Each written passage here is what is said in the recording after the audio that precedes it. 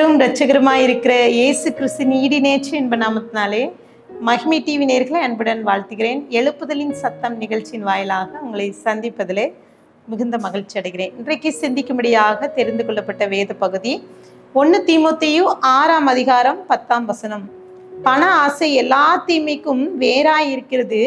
சிலர் அதை இச்சித்து விசுவாசத்தை விட்டு விலகி அநேக வேதனைகளால் தங்களை உருவ குத்தி கொள்கிறார்கள் என்று சொல்லி இங்கே குறிப்பிடப்பட்டிருக்கிறது. விசுவாசத்தை விட்டு வலுவி. இன்றைக்கு பண ஆசை எல்லா தீமைக்கும் வேறு. ஆசை, ரொம்ப ஆசை, பேராசைப்படுகிற ஜனங்கள்.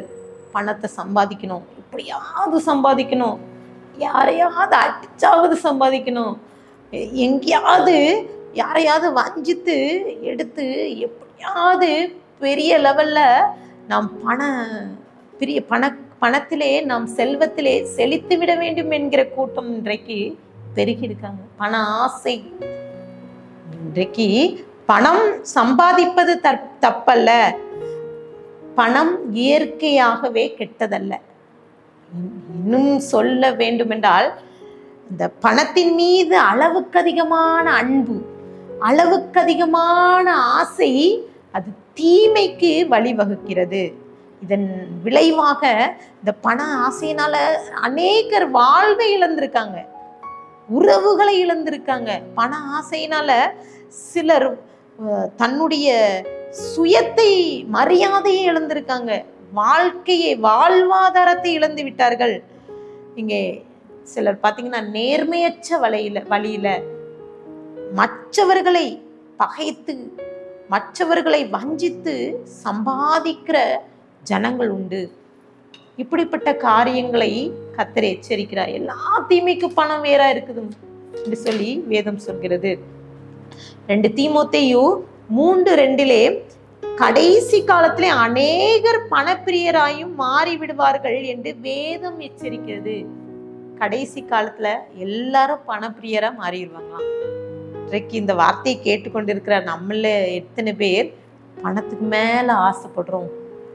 ஆசைப்படுறது தப்பு இல்லை, சில நேரங்கள்ல பேராசைப்படுகிறது தப்பு. பேராசை பாருங்க, ஒரு மனுஷன் இருந்தான். இந்த ஞாபகம் எனக்கு இந்த சம்பவத்தை கர்த்தர் நினைவுபடுத்துகிறார். அந்த மனுஷன் ஒரு அழகான வாத்து வளர்க்கிறான். பாருங்க, அந்த வாத்து ஒவ்வொரு நாளும் ஒரு தங்க முட்டையிட்டதான். அந்த முட்டையை பார்த்து அவனுக்கு ரொம்ப சந்தோஷம். ஒவ்வொரு நாளும் அதை விற்று அவன் சிறு தொழில் செய்தவன், அவனுக்கு குடிசை வைத்து அவன் சின்ன ஒரு வேலை செய்து கொண்டிருக்கான். இந்த வாத்தி நிமித்தம் அவன் ரொம்ப பெரிய பணக்காரன். பாருங்க, அவனுக்கு ஒரு நாள் ஒரு எண்ணம் வருது, இந்த வாத்துக்குள்ள நிறைய தங்க முட்டை இருக்கு, இந்த வாத்தை கொன்னுட்டா இதெல்லாம் ஒரே நாள்ல எடுத்துக்கலான்னு அதை கொன்று விடுகிறான். பாருங்க, பேராசை. இன்றைக்கு அநேகர் இந்த கதை தெரிந்த சம்பவம் தான். பேராசை, பெரு நஷ்டம். ஆசைப்பட்டு அநேக செய்கிற காரியம் என்னன்னா, எல்லாத்தையும் விற்று நகையெல்லாம் அடகு வைத்து பெரிய லெவல்ல பிஸ்னஸ் ஆரம்பிப்பாங்க. பெரிய லெவல்ல இதெல்லாம் ஆரம்பித்து பாருங்க, நஷ்டத்துல, சிலருக்கு நஷ்டத்துல போய் விடுகிறது. எனக்கு தெரிந்த ஒரு சகோதரி பாருங்க, அவர் ரொம்ப கஷ்டத்தின் மத்தியில் அவங்க ரொம்ப கஷ்டப்பட்டாங்க. ஆனா அவர்கள் நிறைய காரியங்களை அடகு வைத்து நிறைய பெரிய லெவல்ல பிஸ்னஸ் வச்சாங்க. பாருங்க, அதற்கேற்ற வீடு பாருங்க, அவங்க வீடு இப்போதான் நிறைய பேர் கிளாஸ் வச்சு அந்த வீடெல்லாம் கட்டுறாங்க. அழகா கிளாஸ் எல்லாம் வச்சு பாருங்க, வீட்டுக்குள்ள இருந்து வெளியே போறவங்க பார்க்க முடியும், ஆனா வெளியே இருக்கிறவங்க உள்ளுக்கு பார்க்க முடியும். அப்படி ரொம்ப ஆடம்பரமான வீடெல்லாம் கட்டுனாங்க. ஆனால் நடந்தது என்னன்னா, ஒரே நாள்ல பிசினஸ் லாஸ் ஆயிட்டு எல்லாத்தையும் விற்று விட்டார்கள். டிப்ரெஷன், வெளியே தலை காட்ட முடியல. சில நாட்களுக்கு முன்பாக அவர்களை பார்க்கும்போது உருகுலைந்த நிலையில ரொம்ப கஷ்டப்படுறாங்க. எத்தனை குடும்பங்கள் பணத்து ஆசையினால பணப்பிரியராங்க, எல்லா காரியத்தையும் இழந்து விட்டு வாழ்க்கையே இழந்த குடும்பங்கள் உண்டு. அதுல மிக முக்கியமா இன்றைக்கு பண ஆசை என்ற உடனே எனக்கு நினைவுக்கு வந்தது எலிசாவின் வைராக்கியம். வைராக்கியம் நம்மகிட்ட இருக்குதா? இங்க பாத்தீங்கன்னா நாகமான் அவன் ஒரு பட தளபதி. அவன் சீரியா தேசத்துல இருந்து வாரான். அவ்வளோ பெரிய அவன் வந்து மதிப்பு லட்சக்கணக்கான பொருட்களை கொண்டு வரான். அவன் அதிகாரத்தோடு தோரணையோடு தன்னுடைய பட தளபதி சேனைகளோடு வந்து எலிசாவை பார்க்க வந்து நிற்கிறான். இப்போது தளபதிக்கு என்ன ஆசைனா, இந்த எலிசா நம்மளை கண்டவுடனே ஓடி வந்து இதெல்லாம் பண்ணுவான், இப்படி தன்னை வந்து அந்தஸ்தை கண்டு தனக்கு இருக்கிற அந்த பிரச்சனைக்காக அவன் ஓடி வருவான் என்று நினைத்தான். ஆனா எலிசா அங்க நீங்க வாஸ்து பார்த்தீங்கன்னா நாகமானை பார்க்க வரவே இல்லை. அவன் ஒரு ஆளை அனுப்பி இந்த பிரகாரமாய் நீ செய்யணும்னு சொல்றான். தன்னுடைய வேலைக்காரர்கிட்ட அனுப்பி யோர்தான்ல நீ வந்து ஸ்தானம் பண்ணு, 7 முறை ஸ்தானம் பண்ணுன்னு சொல்றான். அங்க நடந்தது பாருங்க. 2 ராஜாக்கள் 5:11 குறிப்பிடப்பட்டிருக்கிறது.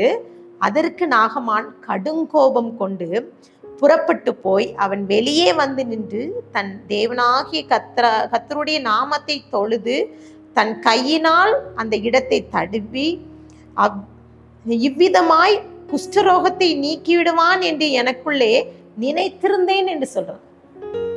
ஒரு நிறைய மதிப்புள்ள பொருட்களை கொண்டு சேனாதிபதி ஒரு தன்னுடைய படை பலத்தோடு வந்து நிற்கிறான். ஆனா எலிசா அவன் வந்து பணத்துக்கு மீது ஆசையே படாம மற்றவர்களை பேர் புகழை எதையுமே பார்க்காம அவன் வெளியே கூட வரல.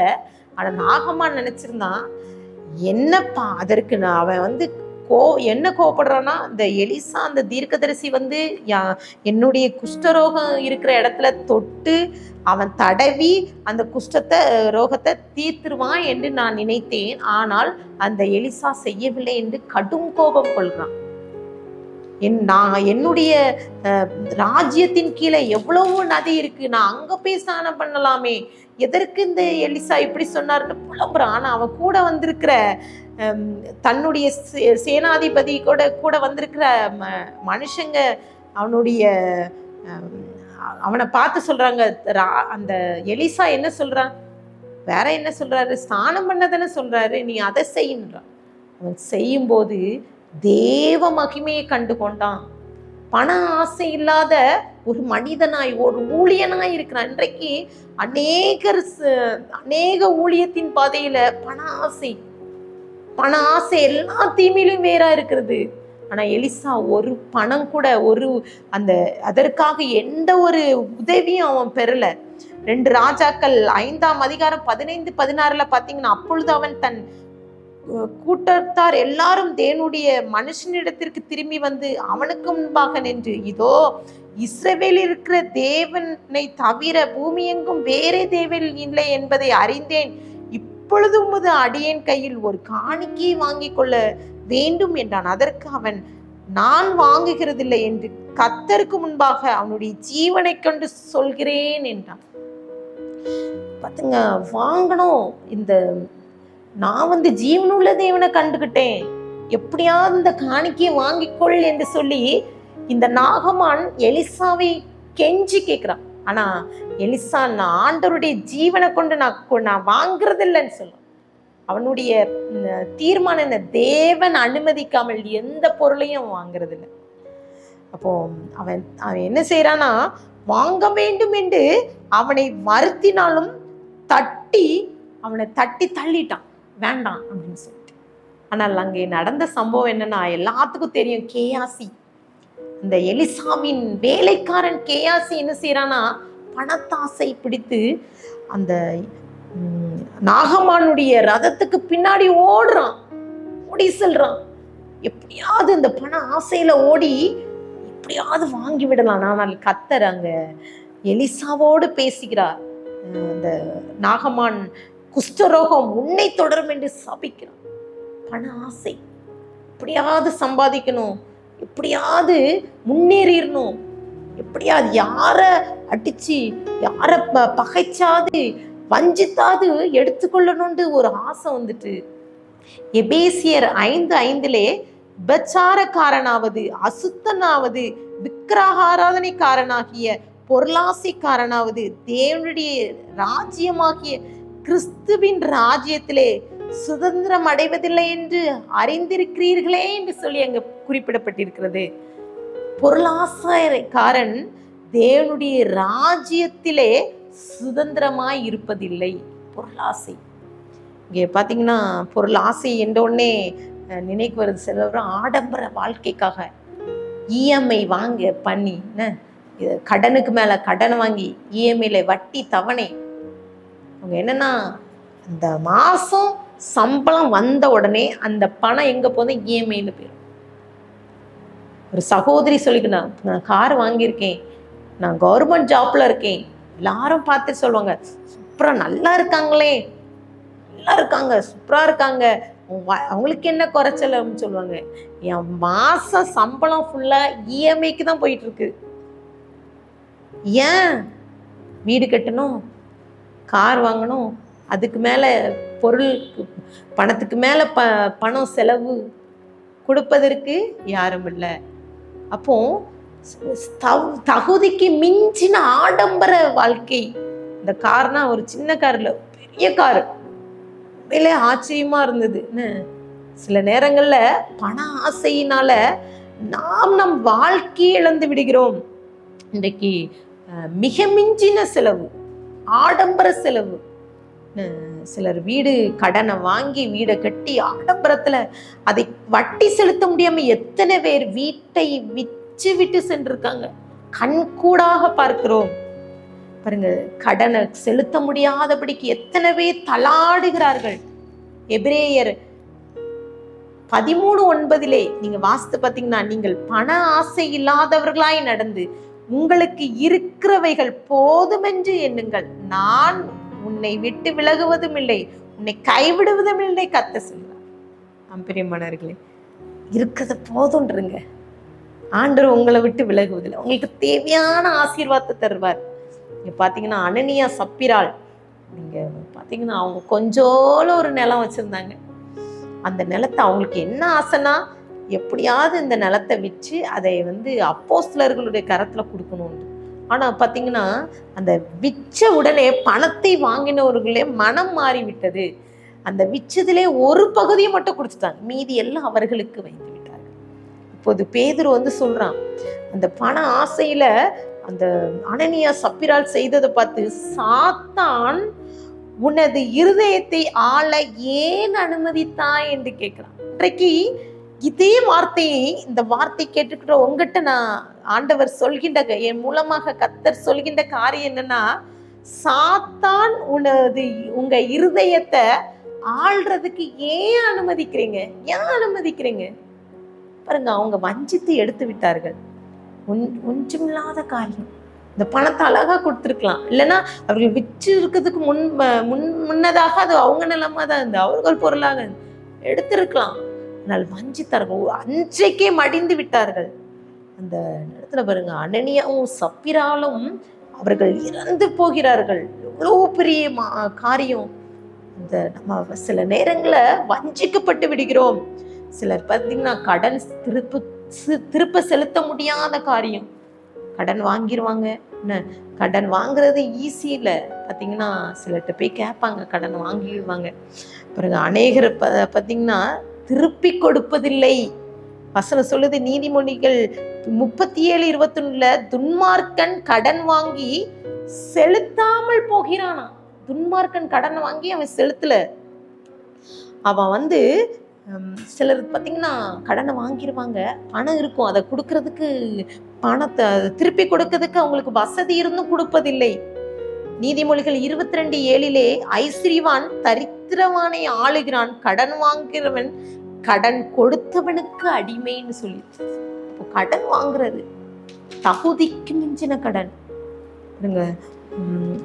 சிலர் எப்படி மனசு வருதுன்னு தெரியல, சாபம். கடனை வாங்கி வச்சுட்டு கொடுக்கிற மனசு இல்லை, கொடுக்கறது இல்லை, வஞ்சிக்கிறது. 1 லட்சம் கை மாத்தாக 1 லட்சம் வாங்குறேன், 50,000 வாங்குறேக்கான்னு வாங்குவாங்க, கொடுக்கறது இல்லை. சாபம், இது சாபத்தை கொண்டு வருகிறது. பாருங்க, இன்னும் பார்த்தீங்கன்னா ஒரு பெரிய கொடுமை என்னன்னா வரதட்சணை கொடுமை. அநேக பெண் பிள்ளைகள் தவிக்கிற காரியம்.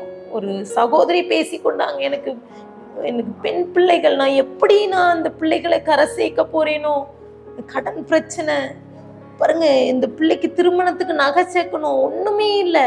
இன்றைக்கு சொல்கின்ற நிறைய பேர் சொல்ற காரியம் பார்த்துங்க. ஆனா திருமணம் முடிஞ்ச உடனே அந்த பெண், அந்த மகன் வீட்டார் சொல்ற காரியம் என்னன்னா, ஈஸியா சொல்லிருப்பாங்க. என்னம்மா நீ கொண்டு வந்த, உன் வீட்டுல இருந்து என்ன கொண்டு வந்த, கேக்குற குடும்பம் உண்டு, என்ன கொண்டு வந்தாய், பண ஆசை. ஒரு சகோதரி சொன்னாங்க, தான் மகனுக்கு திருமண காரியத்துக்காக பெண் தேடுகிறார்கள். அப்போ அவங்க சொன்ன காரியம் என்னன்னா, என் மகனை கஷ்டப்பட்டு நான் ரொம்ப இது பண்ணி படிக்க வச்சேன், அதனால அவன் படிப்புக்கு ஏத்த மணமகளை பார்க்கணும், அதுக்கேத்த பொருட்கள் வேணும், வரதட்சணை வேணும்னு கேட்குறாங்க. பாருங்க எவ்வளோ காரியங்கள் இருக்குது. நீங்க கஷ்டப்பட்டு படிக்க வைங்க, அதை ஒன்றும் பிரச்சனை இல்லை, அதை வச்சு வியாபாரம் செய்வது தவறு. எத்தனை பேர் வியாபாரம் செய்கிறாங்க. இன்னும் சில பார்த்தீங்கன்னா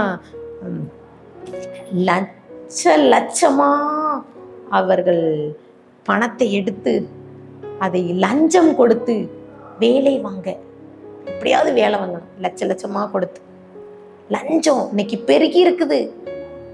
சகோதரி பார்த்தீங்கன்னா தன் மகனுக்கு வேலை வேணும் என்பதற்காக குறுக்கு வழியில செஞ்சு அவர்கள் பணத்தை கொடுத்து ஏமாந்து விட்டார்கள். பாருங்க, அதற்கு பின்பதாக கவலை, எத்தனை லட்சம் நான் இழந்துட்டேனே. அவங்க என்னன்னா லட்சக்கணக்கான பேர் இப்படிப்பட்ட காரியம் செய்கிறாங்க. சிலர் பார்த்தீங்கன்னா ஊழியத்திற்கு பண ஆசை, சிலர் பார்த்தீங்கன்னா பணத்துக்காக பணத்தை சம்பாதிக்கணும், நிறைய பணத்தை சம்பாதிச்சு நிறைய வசதிகள் உண்டு. சிலர் பார்த்தீங்கன்னா நம்ம வீடுகளை சந்திக்க செல்வோம், ரொம்ப பெரிய வசதியா இருப்பாங்க, அவங்கள்ட்ட போய் நம்ம கொஞ்சம் ஊழியத்துக்கு வேணுமேன்னு கேட்டா சிலர் கொடுப்பதில்லை. சிலர் பார்த்தீங்கன்னா ஊழிய காரியங்களுக்கு நம்ம வீடுகளை சந்திக்கும் போது சொல்லுவாங்க, ஊழியர்கள் என்ன செய்வாங்க, பணம் பிரிக்க வராங்க. ரொம்ப அற்பமான ஒரு வார்த்தை. கோடியான பணங்களை எத்தனையோ காரியங்களுக்கு செலவழிப்போம், ஆனா ஊழியத்திற்கு யாராவது கொடுக்குறோமா? இந்த அனனியா சப்பிராள் அவர்கள் கொடுப்பதுல தவறிட்டாங்க. இன்றைக்கு பண ஆசை கண்ணை மறைத்து விடுகிறது. இன்னும் பார்த்தீங்கன்னா சிலர் பார்த்தீங்கன்னா சில செயல்கள்ல வட்டிக்கு கொடுக்கிறது, அது ஒரு தொழிலாக செய்வது. அதை குறித்து நம்ம சொல்வதை விட ஒரு வசனம் சொல்லுது, இங்க குறிப்பிடப்பட்டிருக்கிறது வட்டி தொழில், வட்டியை குறித்து குறிப்பிடப்பட்டு அங்க யாத்ராகமம் 22:25 உங்களுக்குள் சிறுமைப்பட்டிருக்கிறவர்களுக்கு என் ஜனங்களில் ஒருவனுக்கு நீங்கள் பணம் கடனாக கொடுத்திருந்தால் வட்டி வாங்குகிறவர்கள் போல அவனிடத்தில் வட்டி வாங்க வேண்டாம் என்று சொல்கிறேன்.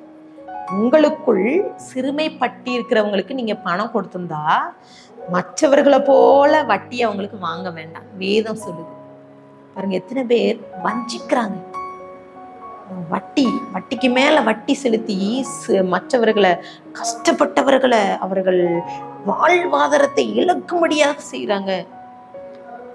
சங்கீதம் 15:5 தன் பணத்தை வட்டிக்கு கொடாமலும் குற்றமில்லாதவனுக்கு விரோதமாய் பரிதானம் வாங்காமலும் இருக்கிறவன் இப்படி செய்வான், என்றென்றைக்கும் அசைக்கப்படுவதில்லை என்று சொல்லி அங்க குறிப்பிட பாருங்க. யார் அசைக்கப்படுவ? பணத்தை வட்டிக்கு கொடாமலும் குற்றமில்லாதவருக்கு விரோதமாய் பரிதானம் பணம் வாங்காமலும் இருப்பவன் என்றென்றைக்கும் அசைக்கப்படுவதில்லையா.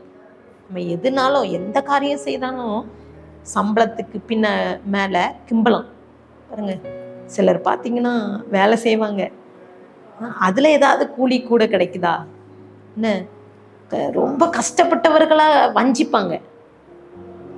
இப்ப காரியங்கள் இதெல்லாம் பார்க்கும்போது பண ஆசை, இந்த உலகம் பணத்தால் யாரையும் திருப்திப்படுத்த முடியாது. பிரசங்கி 5:10 பணப்பிரியன் பணத்தினால் திருப்தி அடைவதில்லை, செல்வ பிரியவன் செல்வ பெருக்கினால் திருப்தி அடைவதில்லை, இதுவும் மாயை என்று சொல்லி அங்கே பிரசங்கில குறிப்பிடப்பட்டிருக்கிறது. அங்க என்ன, பணப்பிரியன் பணத்தினால திருப்தி அடைய மாட்டான். பணம் விஷயத்துல சில நேரங்கள்ல தவறி விடுகிறோம். வட்டிக்கு மேல வட்டி. சிலர் பார்த்தீங்கன்னா தன்னுடைய ஒரு வட்டிக்கு கொடுத்து சம்பாதிச்சு செல்வ பெருக்கினால் பெருக்கி, இதனால இந்த பண ஆசையினால சிலர் பார்த்தீங்கன்னா ஆண்டவரை மறந்து விடுகிறாங்க. ஆண்டவர் செய்கின்ற ஆசீர்வாதம், கர்த்தர் நமக்கு ஆசீர்வாதத்தை வச்சிருக்கிறாரு. வேதத்துல அங்க குறிப்பிடப்பட்டிருக்குது, இந்த உலகத்துல அநேகர் தேவனை நம்பாம விசுவாசத்தை பணத்துக்கு மீறி வைத்துவிட்டு ஆண்டவர் தருகின்ற ஆசீர்வாதத்தை இழந்து போகின்றார்கள். பணத்துக்கு மேல தங்கள் விசுவாசத்தை வைப்பது, பணத்துக்கு மேல ஆசை வைக்கிறது, பண ஆசை. இங்க நம்ம இன்னைக்கு பார்த்தோம், நாகமான் அந்த கேயாசி அந்த விஷயத்துல எலிசா அவன் பணத்தை அவன் அவன் அவன் இவ்வளோ மேன்மை, இவ்வளோ காரியம், காணிக்கை தாரேன்னு சொன்னாலும் வாங்கல.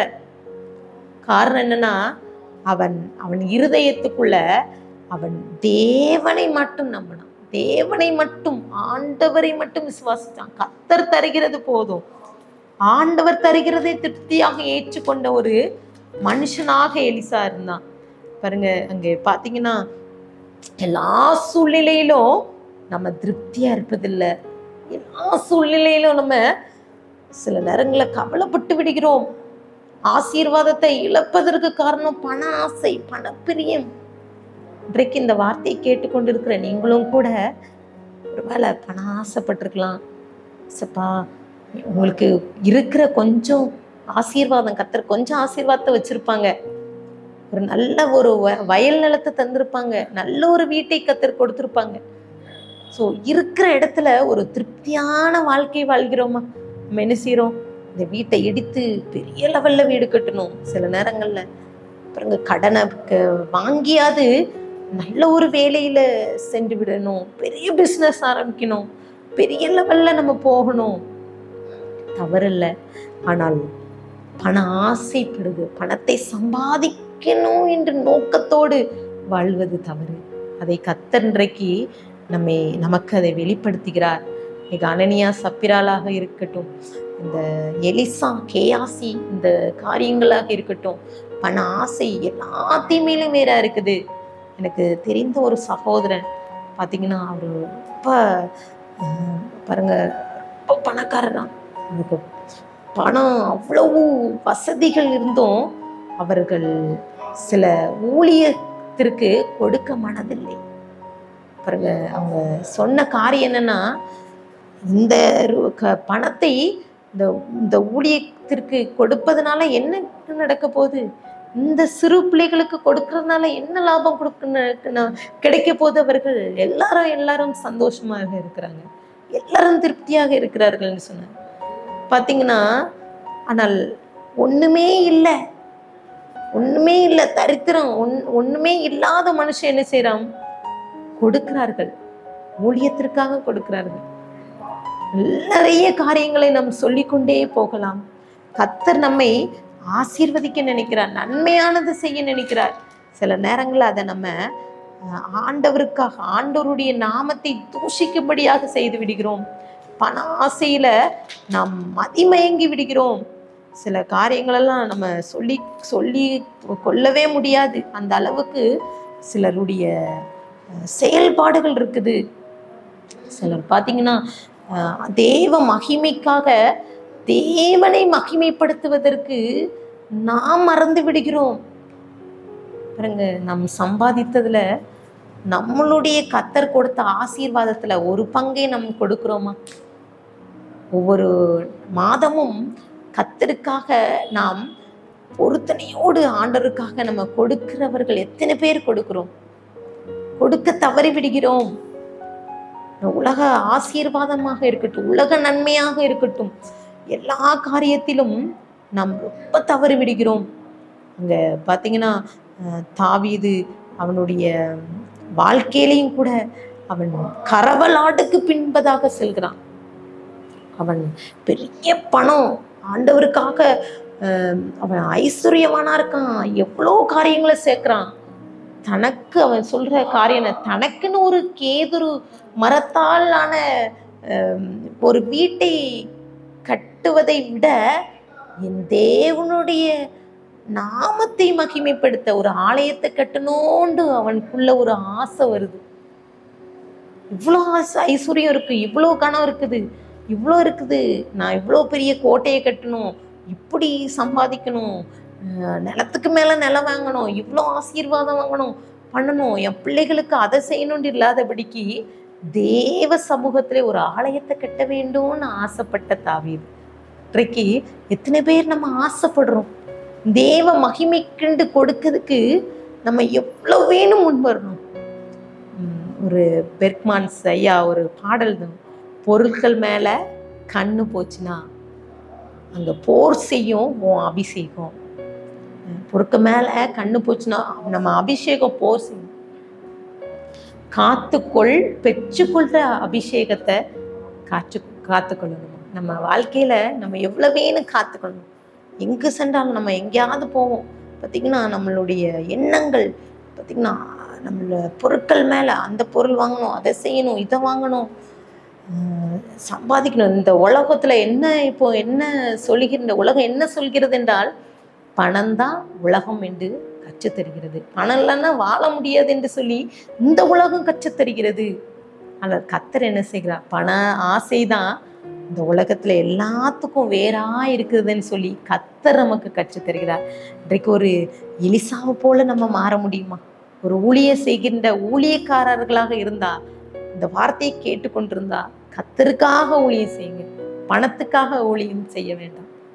இன்றைக்கு ஒருவேளை இந்த வார்த்தையை கேட்டுக்கொண்டிருக்கிற நீங்க ஒரு சின்ன ஒரு கம்பெனியில வேலை செய்யலாம், இல்லைன்னா ஏதாவது ஒரு தொழில் செய்து கொண்டிருக்கலாம். ஆண்டவருக்காக கொடுத்து பாருங்க, அந்த மேன்மையை கர்த்தர் கொடுப்பார். இல்லாதவர்களுக்கு நம்ம கொடுத்து பாருங்க. இந்த பண ஆசை எல்லா தீமையிலும் வேறு. எல்லா காரியங்களையும் நீங்க பார்த்தன்னா, சமுதாயத்துல ஒரு பிரச்சனை வருது, இழப்பு வருது, எல்லா காரியத்தையும் நீங்க ஆராய்ந்து பார்க்கும்போது அங்க பிரச்சனை என்னன்னா பணமாக இருக்கும், நில பிரச்சனையா இருக்கும். பக்கத்து வீட்டுக்காரங்களுக்கும் சண்டை. என்னன்னா நில பிரச்சனை, சின்ன கேப்ல, சின்ன ஒரு நில விவகாரத்துல பிரச்சனையா இருக்கும். இன்றைக்கு அநேக சகோதர சகோதரிகளுக்குள்ள பிரச்சனைக்கு காரணம் பண ஆசை, உரிமை என்ற பேர்ல அநேகர் வஞ்சிக்கிற காரியம் பண ஆசை. இன்றைக்கு ஆண்டவர்கிட்ட ஒப்பு கொடுத்து ஜெபிக்கணும். ஆண்டவரே, இந்த பண ஆசை எனக்கு வேண்டாம், இந்த பண ஆசையிலேருந்து எனக்கு ஒரு விடுதலை கொடுங்க. நான் உமக்கு பிரியமான ஒரு பிள்ளையா இருக்கணும். எலிசாவை போல நான் உம்முடைய சமூகத்தில் காத்திருந்து தேவ ஆசீர்வாதத்தை மட்டும் பெற்றுக்கொள்கின்ற ஒரு பிள்ளையா இருக்கணும். நீங்க என்னன்னா, ரொம்ப அழகான காரியம். இந்த எலிசாவால ஒரே ஒரு அற்புதம் நடந்தது. பார்த்தீங்கன்னா 2 ராஜாக்கள் 5:17 அப்பொழுது நாகமான், ஆனாலும் 2 கோவேறு கழுதைகள் சுமக்கத்தக்க 2 பொதி மண் உமது அடியேனுக்கு கட்டளையிட வேண்டும். உமது அடியேன் இனி கர்த்தருக்கே அல்லாமல் அந்நிய தேவர்களுக்கு சர்வாங்கன தகன பலியையும் செலுத்துவதில்லை என்று ஒரு தீர்மானம் எடுக்கிறான். ஒரு மனுஷனுடைய பண ஆசை, அவன் பணத்தை வாங்காததுனால, பணத்துக்கு மேல ஆசை வைக்காததுனால ஒரு மனிதன் தேவனை கண்டு கொள்கிறான். எவ்வளோ பெரிய ஆசீர்வாதம், எவ்வளோ பெரிய மகிமை. இதை கர்த்தர் ஆண்டவர் நமக்கு எதிர்பார்க்கிறார். நம்ம கூட இருக்கிறவங்க யோசிக்கணும், நம் மூலமாக தேவனை கண்டு கொள்ளணும். ஆண்டவர்கிட்ட இன்றைக்கு ஒப்பு கொடுத்து ஜெபிக்கலாமா? ஆண்டவரே, எனக்கு இப்படிப்பட்ட கிருபை எங்களுக்கு கொடுங்க, என் மூலமாக அநேகர் உண்மை கண்டு கொள்ளணும். ஆண்டவர்கிட்ட ஒப்பு கொடுத்து ஜெபிக்கலாமா? கண்களை மூடி ஜெபிக்கலாம். அன்பின் பரலோக தகப்பனே, ஸ்தோத்திரிக்கிறோம். இந்த நாளுக்காக நன்றி ஏசப்பா. அந்த நாளிலும் கூட எங்களோடு பேசியிருக்கீங்க. இன்றைக்கு ஏசப்பா, இந்த நாகமான், இந்த குஷ்டரோகம், அவன் தன்னுடைய வாழ்க்கையிலே இந்த பண மதிப்பை அவன் வெளிப்பட்ட போதிலும் எலிசா தாழ்மையோடு தேவன் தந்த கிருபையை பெற்றுக்கொண்டு அவன் ஊழியத்திலே அவன் நிலைத்து நின்றது போல ஏசப்பா, இன்றைக்கு நாங்களும் பண ஆசையில் இல்லாதபடி, பண ஆசை எல்லாத்தையுமேலும் வேறாக இருக்குதுன்னு சொன்னது போல நாங்கள் அதில் ஏசப்பா இடம் கொடுக்காதபடி, பணத்துக்கு முக்கியத்துவம் கொடுக்காதபடி ஏசப்பா நாங்கள் எங்களை ஆவி ஆத்மா சரீரத்தை உடைய கரத்தில் அர்ப்பணிக்கிறோம். நாங்கள் செய்கின்ற ஒவ்வொரு வேலையிலையும், தொழிலையும், ஆசீர்வாதத்திலும் உம்மை பிரியப்படுத்த, உம்மை மகிமைப்படுத்த கிருபை தாங்க. துதிகான மகிமை மக்கள் அடிக்கிறோம். மீட்பர் மூலம் கேட்கிற பிதாவே, ஆமென்.